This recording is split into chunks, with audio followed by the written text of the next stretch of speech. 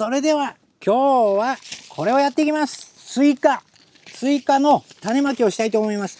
今日は3月27日。今まで今週ずっと雨続きだったんです。雨とか天気悪い日が続いてたんですけど、ようやく晴れました。種をまいていきます。スイカ、今回は、1、2、3、4、5、6種類まいていきます。それでは早速紹介していこうかな。いろいろ試験で種が集まってきたので、まず、神田種苗から、アマテラスっていうスイカをやっていきます。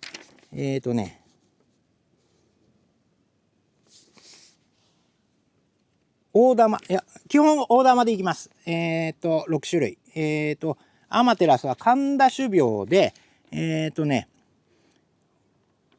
通の島スイカで大玉品種。大玉で7から9キロになるって言われる。そして甘みと酸味のバランスが良く、コクがあり、食味の優れたスイカ。で、糖度は容易に12度以上乗る。いいですね。最近流行りに、もう高糖度スイカ、今もう各メーカーが高糖度になるスイカをどんどん出してきてるので、神田も新品種でアマテラス出してきたんだと思います。これを栽培していきます。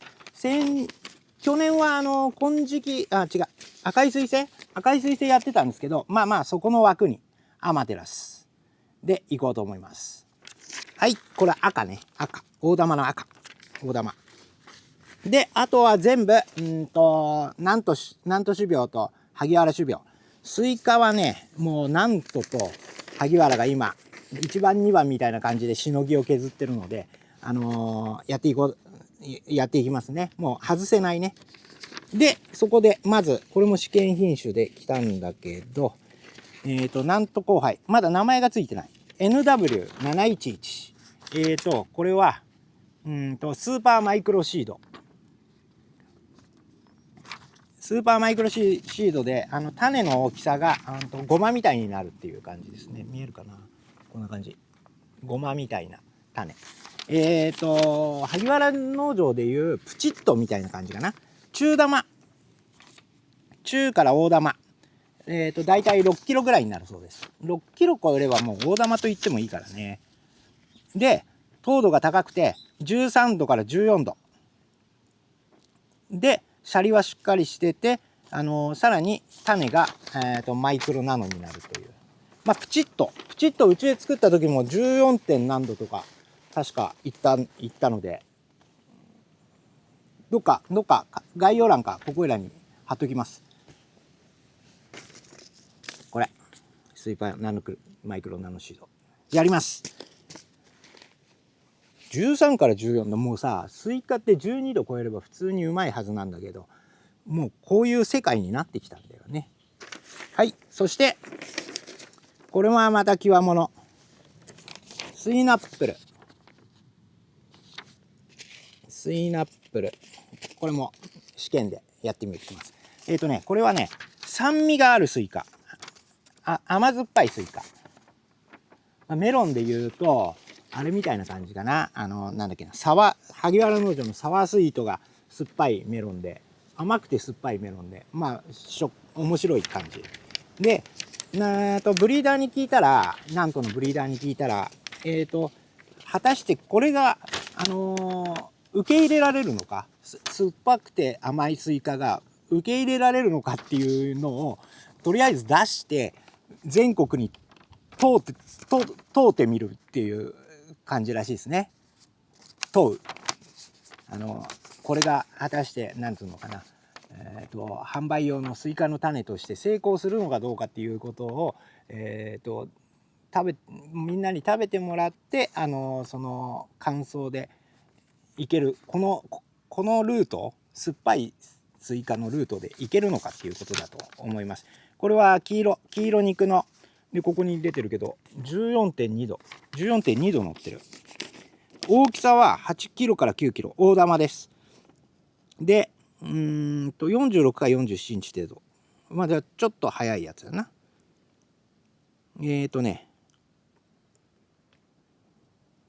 14度程度で、クエン酸が3倍入ってるらしいから、だからクエン酸が酸っぱいからね、多分クエン酸だね。はい、スイナップルやっていきます。そしてあとはもうあれですね、なんと種苗、これは外せない、いつもやっている金色羅皇をやっていきます。これはもうまた15度以上、できれば17度を目指すっていう感じでやってまいります。今まくとだいたい7月の半ばぐらい収穫になるのかな。7月半ば収穫を目指してやっていこうと思います。そしてあとは萩原農場なんですけど、萩原農場は2種類。赤と黄色。で、黄色は去年13. 点何度までしかいかなかったムーンフラッシュ。15度を狙えるっていうことなので、黒玉の黄色。肉黄色。ムーンフラッシュ。美味しかったけど、糖度がそこまで15度まで乗らせきれなかったので、今年こそは15度を目指したい。それで、あとはコメントで、南都種苗の、サマーオレンジのスイカっていうのがあったみたい。やってみたらどうですかって、それは採用っつってやることにしてたんですけど、ブリーダーに聞いたら、オレンジと言っても、スイカには2種類、黄色の中にも2種類あって、本当の黄色、絵の具で言うとレモン色みたいな黄色と、山吹色みたいな黄色がある。なんかわかる気がする。萩原農場でね、サンダーボルト、画像出してみようかな。サンダーボルトの黄色と、ムーンフラッシュの黄色。これが、やや違う。ムーンフラッシュの方がオレンジがかった黄色で、ムーンフラッシュはもうレモン色みたいな黄色。多分そういうことなんだと思います。で、サマーオレンジっていうのは、オレンジがかった山吹色のような黄色、絵の具で言うと。で、その黄色っていうのは、金色羅皇の黄色なんですっていうことで、金色羅皇が出る前に、そのサマーオレンジを作っていて、で、サマーオレンジよりも金色羅皇、色は変わらずに金色羅皇の方が糖度が乗るってことなので、金色羅皇でいきます。サマーオレンジはごめんなさい、やらないです。糖度乗りとかも含めて全てにおいて金色羅皇の方が優秀だっていう話だったんで、ブリーダーから聞いて、はい、そんな感じでサマーオレンジはすいませんでした。またコメントいただければまたいろいろお返しはしますが、またお願いします。でムーンフラッシュはさっきの話でいくとオレンジがかった黄色の黒皮のスイカ、高糖度スイカ、15度が狙える。去年発売だったかな。これも新品種です。そして最後大鳥、萩原農場の祭り林の萩原農場って言われる萩原農場なんですけど、そこからブリーダーから新品種届きました。 TK40。 多分これはまだそんなに他の種苗会社のブリーダーもそんなに知らないって言ってたんですけど、これすごくブリーダーが自信持ってて、次の萩原農場の赤肉の主役というかメイン張れるようなスイカだということで、まだこういう冊子とかも一切できてないですね。できてないんですけど、いろいろ特徴を聞いてます。まずは大きさはそれこそ7キロから9キロ、8キロから9キロ大玉。そして、あとは高糖度っていうのは今黄色い品種が主役、高糖度でいうとまさに金色羅皇とかムーンフラッシュ、金色羅皇もやっぱり15度以上狙えるし主役らしい、主役ですね。うちでやっても黄色の方が糖度が乗る。赤の方がやっぱり乗りづらい。赤で最高でそれこそプチッとの 14.4 度が最高だったかな、赤肉だと。ですがこれはもうこれこそ試験で自分のところで萩原農場で作ってて、最高で 15.4 度だか 15.7 度で、アベレージしても15度近辺の玉がどんどんできたっていうことです。なのでもう15度以上の赤肉、15度以上の赤肉はちょっとやばいから、今本当にないでしょ。ラオザスイートだってそこまで乗らないから、なんとで言うとね。であとは特徴は劣化しづらい、シャリはしっかりしている、うまみもちゃんとにある。でうるみもう今のスイカ、このスイカたちは全部そうなんですけど、うるみづらい、ほぼうるまない。まあつけすぎればうるむんだよね結局。玉をつけすぎれば、例えば後輩からまあせいぜい55日とかそこら辺ぐらいまでなんでしょうけど、昨年もやっぱりうちでも結局うるむ原因が分かって、であとは出来上がってきて水を切らしちゃうとダメだね。うるみが来るね。最低限の水はしっかりと残しつつ日にちを重ねていく、スイカに関しては。メロンもそうなんだよな。メロンもやっぱり水が切れすぎるともう色が回ってうるむから、うるむというか、潤んでしまうので、そこは要注意ですね。スイカは特にもうちょっとメロンより水を切り上げていくって言いながらもしっかり残しつつ徐々に減らしていくっていう感じで、芯の水は絶対切らさない、そんな感じでいかないといけない。だから潤みづらい。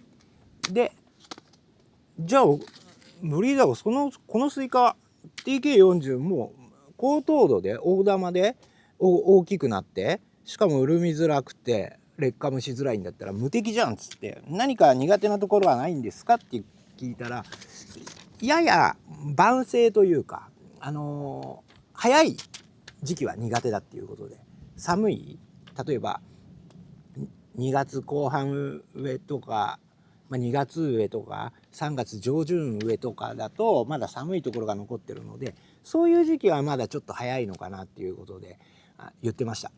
でなので今巻くんだよね。3月24下旬、そして4月の20日前後に定食で、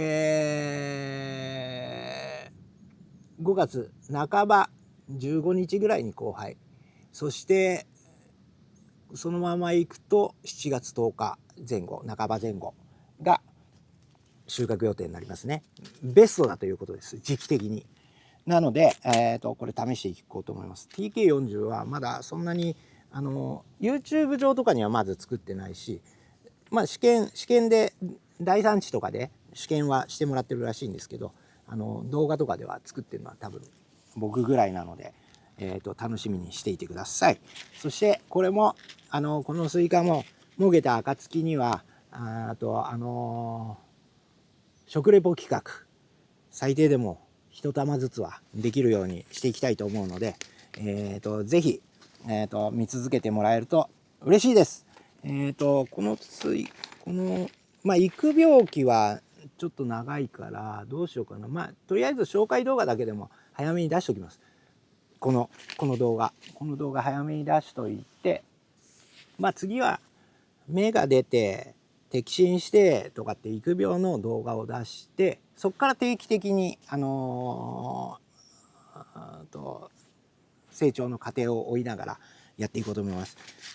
もし今からスイカやる人たちがいたら、是非一緒に僕のうちとの違いを見ながら一緒にスイカが作っていければと思います。6種類試験品種がなんと今回は123 6種類のうち試験品種が3種類4種類ですね。アマテラスまで含めて4種類のスイカ6種類のスイカ栽培していきます。見守っていただけると嬉しいです。それでは巻いていきます。1回止めます。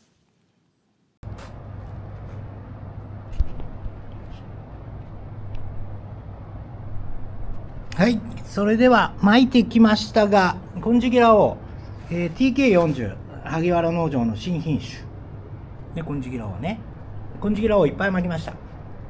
そしてムーンフラッシュ黄色の、そして今ちょっと NW711 って巻いたんですけど、これスーパーナノシードって言われるやつの種。ちっちゃいね。スイカは、これだと分かりづらいな、小さいから。これが普通のスイカの種。これがスイナップル。これ大玉なので、この、やっぱり、先っぽこの、とんがってる方が先っぽなので、これを下に巻けばいい。だけど、平らにこのままこう、巻いていきゃ、だいたい出るでしょうね。こういって表に出てこないぐらいの1センチ程度の深さに水をまいて表に出てこないようにまいてあげれば、これもこうにある。平らに巻けばそれが下に根っこが出るから、逆は良くないと思う。とんがった方を上に巻くのは良くないと思う。これを例えばこれを上にしてこう巻いたらあんまり良くない。下に。でもこのままこうやって巻けば平らに巻いちゃえば。ちなみにこれは催芽しないです。普通に多分出ます。スイカはね、催芽するとね、早いやつは早い、遅いやつは遅いみたいになったりしたので、もう催芽やめました。あの時は、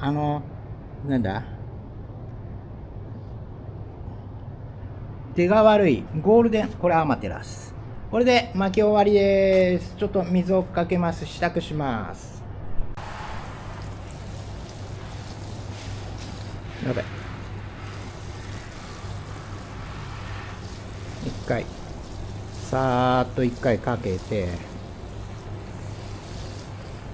っかり湿らせて、でもう一回しっかり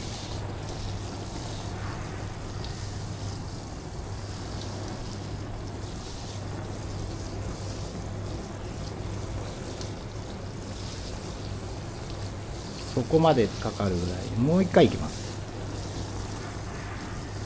鉢の縁からバシャバシャ溢れるほどやると種が顔出しちゃうので。よし、出来上がり。はい、それでは6種類の2026年春スイカ巻き終わりました。金色ギを